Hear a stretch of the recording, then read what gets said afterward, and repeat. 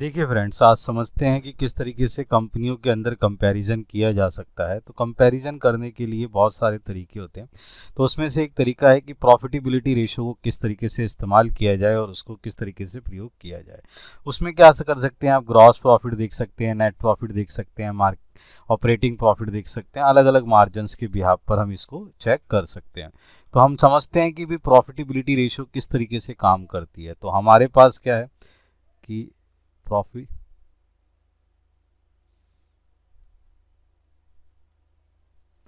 Profitability ratio, अब बहुत ध्यान से समझना, ये प्रॉफिटेबिलिटी जो रेशियो होती है ये दो तरीके की हो सकती हैं। तो पहला जो प्रॉफिटेबिलिटी रेशियो है वो क्या होती है बच्चे, रिटर्न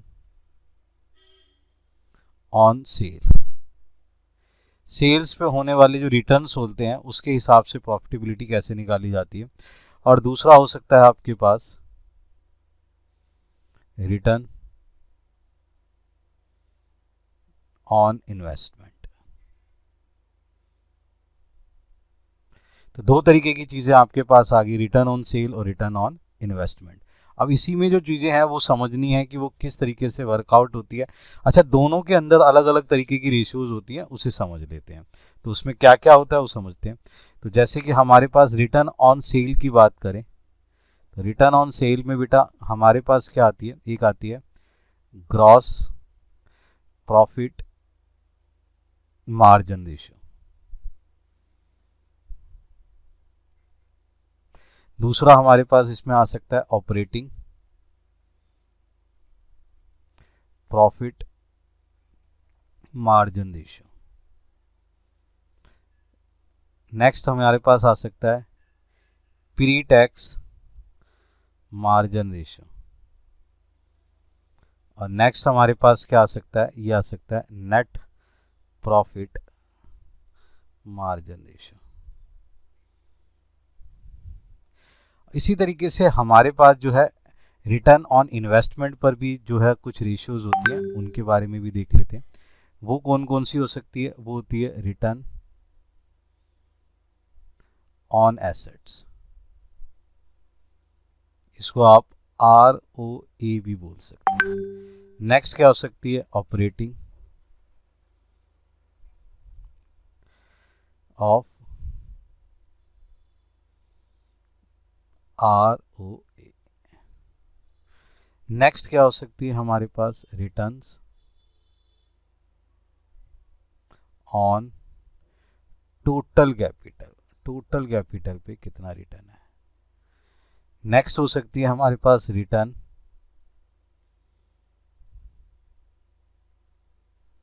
ऑन इक्विटी, ये हमारे पास क्या आ जाएगी, ROE के नाम से आ जाएगी। नेक्स्ट हमारे पास क्या हो सकती है, ये हो सकती है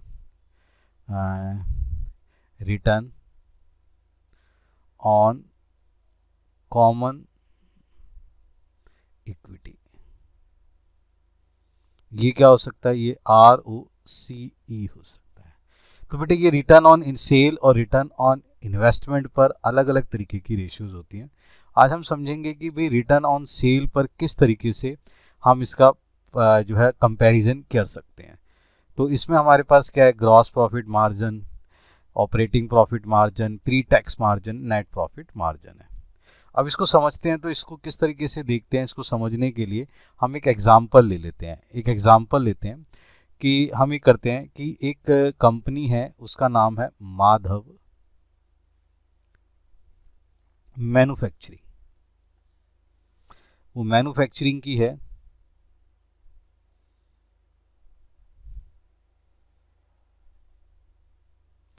अब यहाँ पर हम इसके बारे में कुछ समझते हैं कि भाई यहाँ कुछ आंकड़े ले लेते हैं, जिन आंकड़ों के बिहाफ पर हम क्या करते हैं, इसको समझने की कोशिश करते हैं।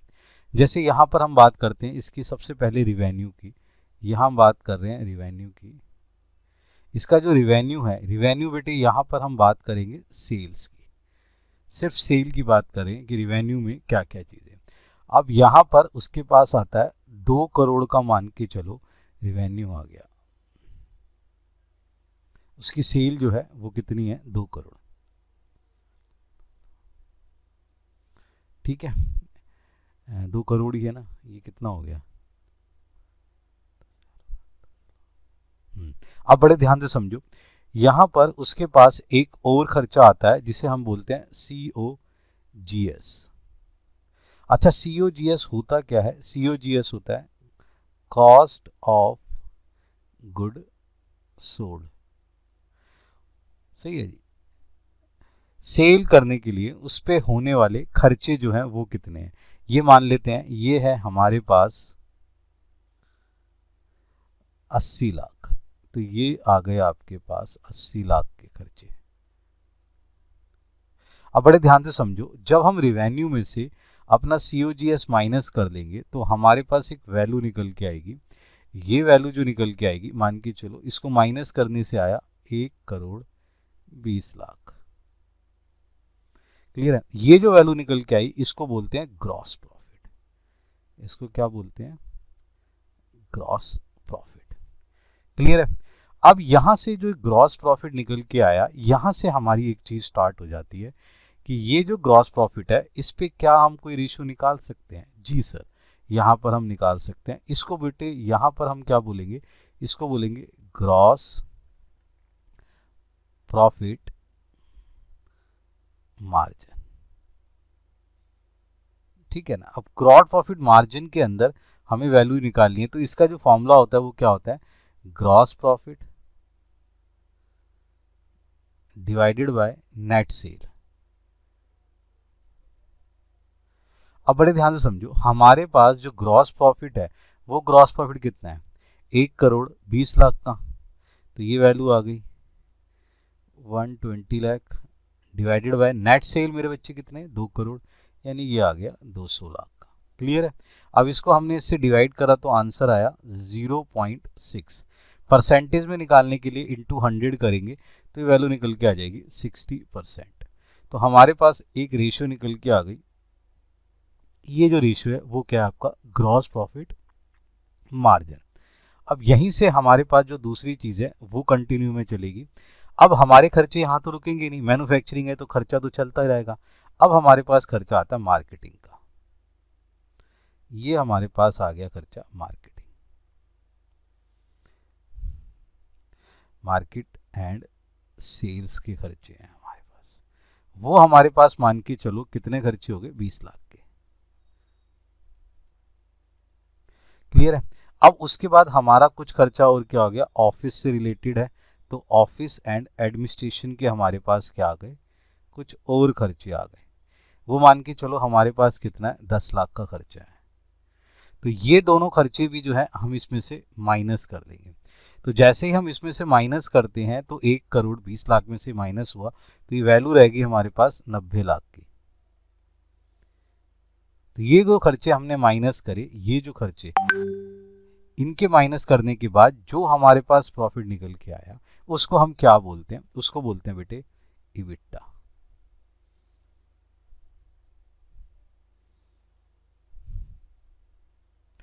अब बहुत ध्यान से समझिए कि ये सर कौन सी चीज होती है, ये मैं बता देता हूं आपको कि कुछ ऐसे खर्चे होते हैं जो इंटरेस्ट से पहले जो प्रॉफिट क्या रहा, टैक्स से पहले प्रॉफिट क्या रहा, डेप्रिसिएशन से पहले प्रॉफिट क्या रहा, अमोर्टाइजेशन से पहले प्रॉफिट क्या रहा, वो जो वैल्यू निकल के आई वो वैल्यू कितनी है हमारे पास? 90 लाख। क्लियर है? यहां तक हमारे पास वैल्यू निकल के आ गई। अब यहां पर ये मान के चलो कि हमारे पास जो पोजीशंस निकल के आई है, इस पोजीशंस पर हमारे पास कुछ और खर्चे हैं। वो कौन से खर्चे हैं वो समझते हैं। ये हमने बेटे ऑफिस के खर्चे खत्म करे। ऑफिस के खर्चे खत्म करने के बाद कुछ और भी खर्चे होते हैं जिन्हें हम समझ लेते हैं कि कौन कौन से खर्चे हुए। तो यहाँ पर हमारे पास एक और खर्चा आ गया, मान के चलो डेप्रिसिएशन का खर्चा है।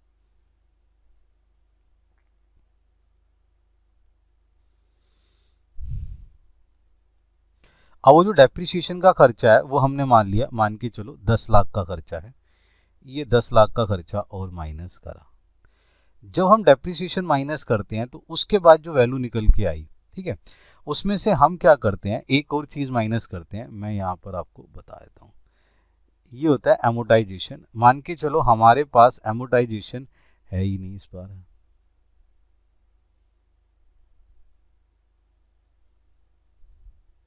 ये हमारे पास नील है। अब ये जो वैल्यू निकल के आई, यहाँ पर जो माइनस करने से जो वैल्यू निकल के आई उसे हम क्या बोलते हैं, उसे बच्चे कहते हैं, एक तो डेप्रिसिएशन माइनस कर लिया और हमने क्या माइनस कर लिया, एमोटाइजेशन। तो ये जो वैल्यू निकल के आती है इसको बोलते हैं EBIT। सही है जी। ये जो EBIT है ये कितना आ गया हमारे पास, 80 लाख आ गया। अब बड़े ध्यान से समझो, ये जो EBIT है ना बच्चे, EBIT को ही आप लोग क्या करेंगे, इसको क्या बोलेंगे, इसी को बोलते हैं मेरे बच्चे ऑपरेटिंग प्रॉफिट। यही क्या होता है हमारा, ऑपरेटिंग प्रॉफिट होता है। ये जो हमारा EBIT निकल के आया, यहीं पर ही हमारे पास एक फायदा हो गया कि अब हम यहाँ पर एक और चीज कैलकुलेट कर सकते हैं, जिसे हम क्या बोलते हैं, ऑपरेटिंग प्रॉफिट रेशियो या ऑपरेटिंग प्रॉफिट मार्जिन। तो यहीं पर ही हम जो दूसरी चीज है वो कैलकुलेट कर सकते हैं। दूसरी चीज यानी ग्रॉस प्रॉफिट मार्जिन के बाद हम क्या कर सकते हैं, इसका इस्तेमाल करके ऑपरेटिंग प्रॉफिट मार्जिन का भी हम कैलकुलेशन कर सकते हैं। तो ये हमारे पास क्या आ गया, ऑपरेटिंग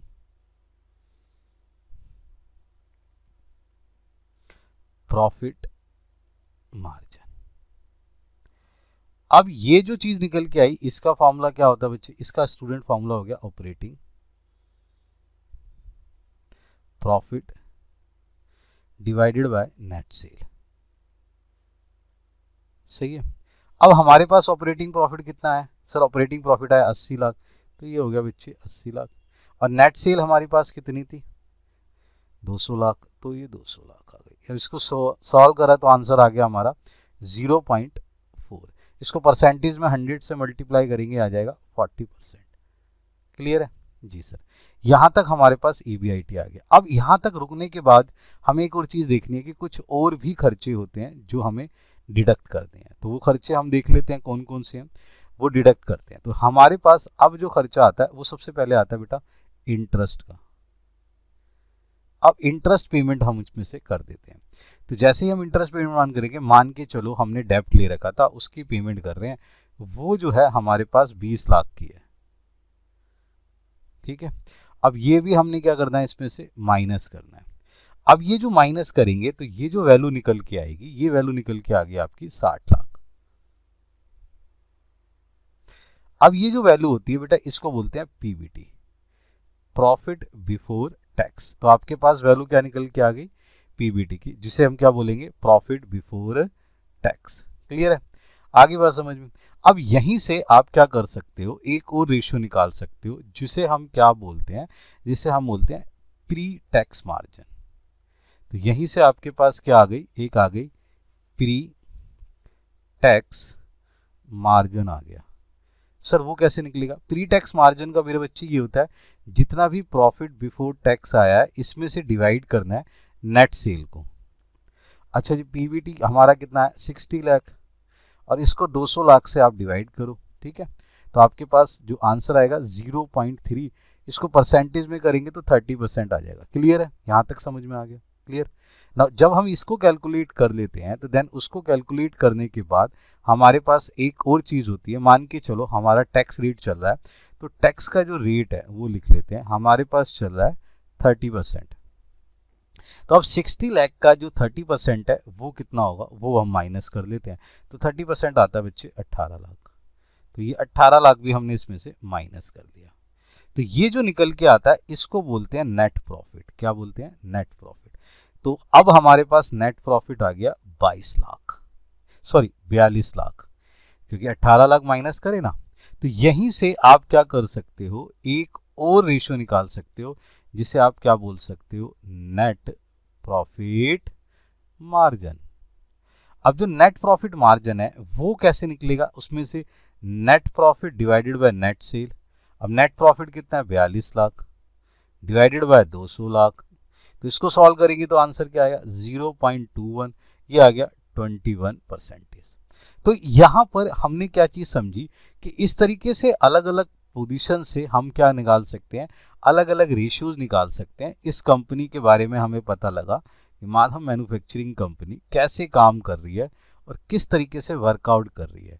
उसकी कैलकुलेशंस हमने समझने की कोशिश करी कि कैसे हमने यहाँ कंपनीज की वैल्यूएशन, क्योंकि कुछ वेबसाइट्स पर गिवन होती है वैल्यू, कुछ नहीं होती, आप कैलकुलेट करके अच्छी वैल्यूएशन निकाल सकते हो और उसकी पोजीशंस को समझ सकते हो। अब हम ये समझते हैं कि भाई ये तो हमने कैलकुलेट कर दिया, अब कैलकुलेट करने के बाद हमें इससे क्या फ़ायदा मिल सकता है और इसका हम क्या बेनिफिट उठा सकते हैं। तो सबसे पहले बेटे हम समझते हैं ग्रॉस प्रॉफिट मार्जिन के बारे में कि ग्रॉस प्रॉफिट मार्जिन किस तरीके से काम करता है और कैसे वर्कआउट करता है, उसके बारे में हम समझते हैं। तो ध्यान से देखिए, तो ग्रॉस प्रॉफिट मार्जिन के बारे में करता हूं। तो हाई ग्रॉस प्रॉफिट मार्जिन, इसको हमें समझना है कि हाई ग्रॉस प्रॉफिट मार्जिन कैसे काम करता है, उसके बारे में हम समझते हैं। अब यहाँ पर दो तीन चीजें समझने वाली बातें हैं कि जो ग्रॉस प्रॉफिट मार्जिन है वो किस तरीके से काम करता है। इसके दो पॉइंट्स हो सकते हैं बेटे, इन दो पॉइंट्स पे आपने ध्यान देना है। ये जो दो पॉइंट्स हैं वो कौन कौन से हैं, कि ये हमें कैसे प्रॉफिट की वैल्यूएशन को बता सकता है। एक होता है बेटा हायर प्राइसिंग,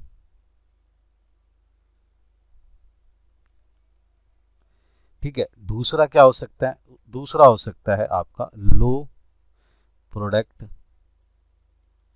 कॉस्ट। अब दो चीजों पे ध्यान रखो, ये दो चीजें किस तरीके से काम करती हैं, यहां पर पोजीशंस आपने समझनी है। ध्यान से सुनो, जब हाई प्राइसिंग होती है तो हाई प्राइसिंग कैसे हो सकती है किसी प्रोडक्ट की, वो हमें ध्यान रखनी है कि भाई अगर कोई भी प्रोडक्ट है, ठीक है, अगर देखो ध्यान से किसी भी कंपनी का कंपैरिजन कर रहे हो तो ये ध्यान रखो कि ग्रॉस प्रॉफिट मार्जिन अगर हाई है तो उसके पीछे रीजन क्या है, हाई प्राइसिंग। हाई प्राइसिंग के दो तीन रीजन है कि जैसे क्या आ सकता है, सुपीरियर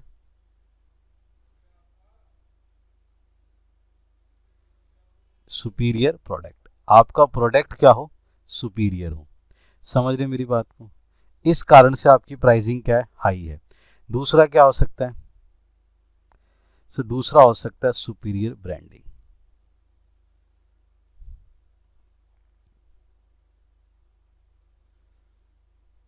कि किसी भी कंपनी का आप जो प्रोडक्ट देख रहे हैं उसकी ब्रांडिंग बहुत अच्छी है। नेक्स्ट क्या हो सकता है आपके पास, कि एक्सक्लूसिव आपके पास क्या है, टेक्नोलॉजी है।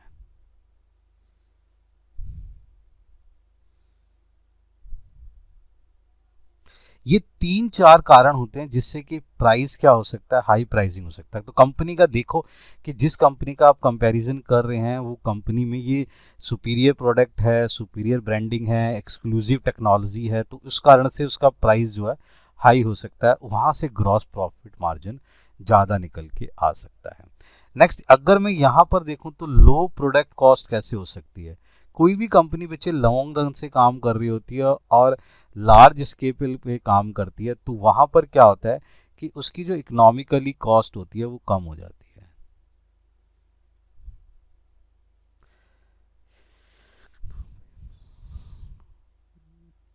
उसका स्केल चेक करो कि भाई इकोनॉमिकली वो कितनी है।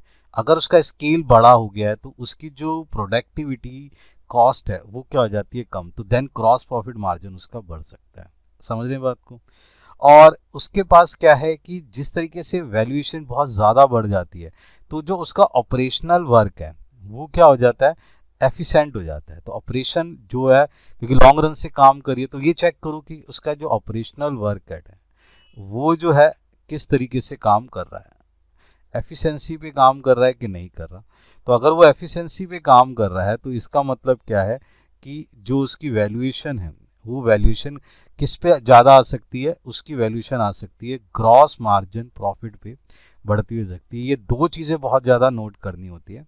नई कंपनीज में बेटा क्या होता है, प्रोडक्ट का सुपीरियर पॉइंट नहीं होता, ब्रांडिंग नहीं होती, टेक्नोलॉजी नहीं होती। अगर वो उस पर काम कर रही है, धीरे धीरे वर्कआउट हो रही है, तो ग्रॉस प्रॉफिट मार्जिन बढ़ने के चांसेस बढ़ जाते हैं। तो यहाँ पर कंपैरिजन करते वक्त इन चीज़ों का आपने ध्यान रखना है कि कैसे ये वर्कआउट करती है और किस तरीके से पोजीशंस को लेके चलती है और उसके बिहाफ पर कैसे यहाँ पर जो पोजीशंस है वो निकल के आती है। तो यहाँ पर हमने देखा कि ग्रॉस प्रॉफिट मार्जिन से हम कैसे कंपैरिजन कर सकते हैं, किस तरीके से वर्कआउट कर सकते हैं। नेक्स्ट, अगर हम ध्यान से देखें तो हमारे पास चीज़ निकल के आती है ऑपरेटिंग प्रॉफिट मार्जिन।